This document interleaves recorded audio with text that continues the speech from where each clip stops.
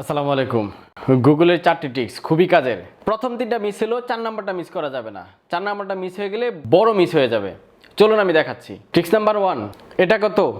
100, এটা 1000, এটা 1 লাখ। কিন্তু এটা আপনি বলতে না পারলেও গুগল আপনাকে বলে দিবে। এটার জন্য যেটা করবেন, ব্রাউজার চালু করবেন, যে সংখ্যাটি লিখতে চান সেটি লিখবেন। লেখা শেষ হয়ে গেলে ইকুয়াল টু ইংলিশ লিখবেন। তারপর সার্চ করেন, দেখেন ম্যাজিক, গুগল আপনাকে বলে দিচ্ছে এই ফিগারটা এক্স্যাক্টলি কত। ট্রিক্স নাম্বার 2, যে কোনো টপিকের উপরে পিডিএফ খুঁজতে হলে গুগলে চলে যাবেন, গিয়ে টপিক লিখবেন, টপিকের শেষে পিডিএফ লিখবেন। এবার সার্চ করুন, যত ধরনের টপিক আসবে সব টপিকই পিডিএফ এর বাইরে কোনো সার্চ রেজাল্ট আসবে না। ট্রিক্স নাম্বার 3, ব্রাউজারে যাবেন, উপরে 3 ডটসে ক্লিক করবেন, ডেস্কটপ সাইট এনেবল করবেন। যে কোনো ইমেজ খুঁজতে চান সার্চ অপশনে লিখুন, তারপরে সার্চ করুন, ব্রাউজার থেকে ইমেজেসে চলে যান, তারপরে ডান পাশ থেকে টুলে আসবেন, ইউজেস রাইটের মধ্যে আসবেন, ক্রিয়েটিভ কমন লাইসেন্স এটা সিলেক্ট করবেন।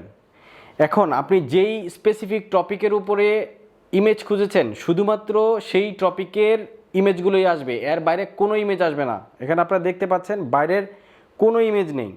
4 নাম্বার ট্রিক্স খুবই গুরুত্বপূর্ণ, যেটা বলেছিলাম, এটা দেখার আগে অবশ্যই আমার ভিডিওতে লাইক দিবেন এবং ভিডিওটি শেয়ার করবেন।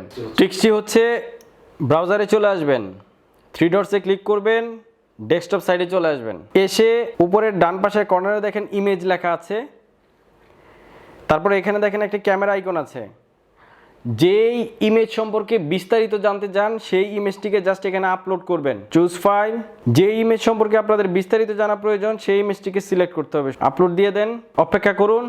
এখন আপনারা দেখুন এই ইমেজ সম্পর্কে ইন্টারনেটে যত তথ্য আছে সব তথ্য এখানে পাবেন।